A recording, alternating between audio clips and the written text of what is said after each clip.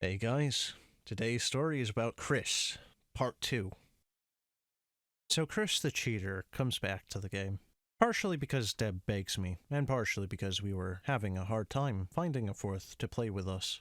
I was desperate not to let my campaign fail, and I foolishly thought letting him back was the best option. Chris assured the group that he was no longer reading ahead, and could only vaguely remember details of what was to come. I decided not to take his word for it, and continued to tweak things, sometimes by just a little bit, but more often by a lot. One of the reasons I ran the module was because I didn't have a ton of time to prep in my life. Countering his cheating meant more time prepping, and DMing was gradually becoming more of a burden. But at the time, I was really enjoying the creative outlet. The campaign continues.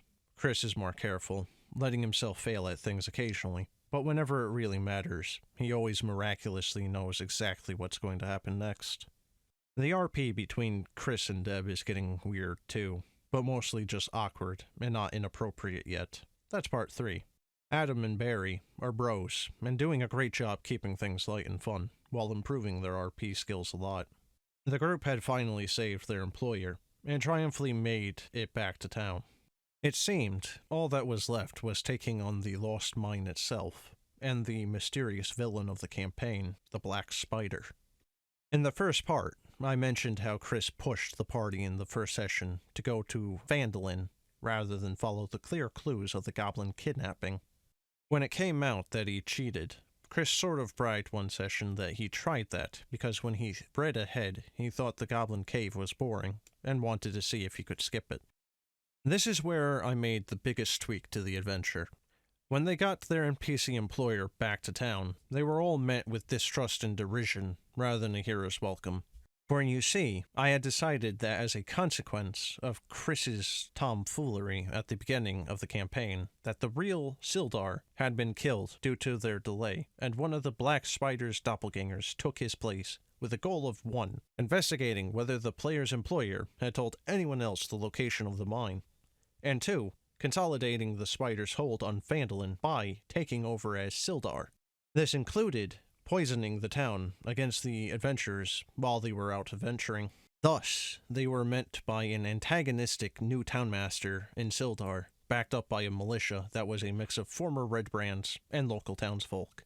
The next couple of sessions, Chris was extraordinarily silent at the table.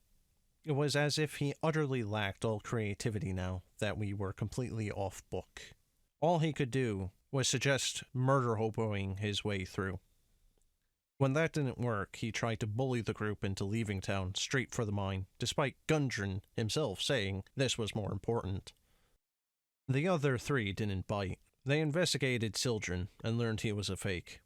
They made a deal with the Zents to run the remaining Red Brands out of town, which meant the Zents gained partial control of the town. They won the favor of the town by exposing Sildren as a fake. The session climaxed with fake Sildar taking a halfling kid NPC hostage and fleeing to a cave with a passage to the Underdark. Chris is complaining throughout, mostly because he wasted his smite slaying some mooks, and I wouldn't give them a long rest because they had to save the kid, but there was once where he says, "This isn't right." The showdown with fake Sildar was rad. At first, fake Sildar pretended to be the kid, and they couldn't tell which was real. Barry the druid used his last spell slot on Moonbeam. Desperate, the fake Sildar grappled the kid, and threatened to throw him into a seemingly bottomless pit if they didn't let him go. It's Chris's turn. He starts crying. Like, really ugly, fully grown man crying. It's awkward. He's so upset, yet totally paralyzed about what to do. He passes his turn. The party eventually decides to let the guy go to save the kid, and the session is over. Adam and Barry are raving about how much fun this session was. Deb is hyped too. That's when Chris goes off about how he feels like I'm screwing with him now, because he cheated way back when. He tells the group that the session triggered his anxiety because he didn't know what was going to happen next, and begged me and the group to let the game get back on track. I was pretty crappy to him in response, calling him a wimp, and suggested he should just quit the game if it stressed him out that much. He disconnected. This was followed by a letter to the group about how hurt he was by my singling him out by changing the module, and telling a long sob story about his life and how D&D is one of his few escapes, and he needs it to feel in control of his crappy life. I was ready to write him off, then and there, but no one wanted to play without him, and I was still too much of a pushover at that point in my life to not cut it off. So I let him come back, which is what led to part 3, where the game finally came tumbling down.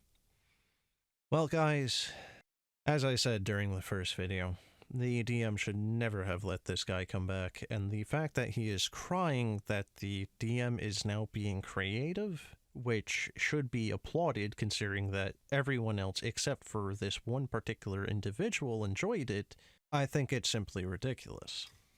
In any case guys, that's the end of the video. Until next time, there will be a part 3. Have a good one.